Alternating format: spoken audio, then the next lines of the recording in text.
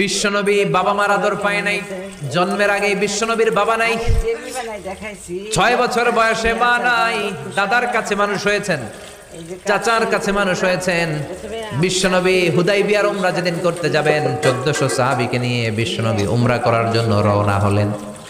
পথিমধ্যে আবওয়া নামক জায়গার মধ্যে বিশ্বনবীর মায়ের কবর। বিশ্বনবীর মায়ের নাম কি?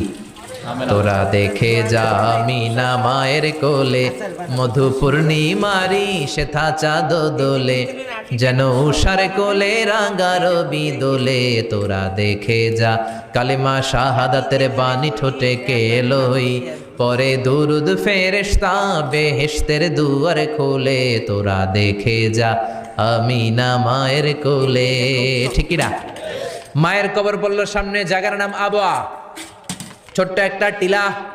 1400 সাহাবীদের দিকে তাকিয়ে বিশ্বনবী বললেন, ও সাহাবারা, এটা আমার মায়ের কবর।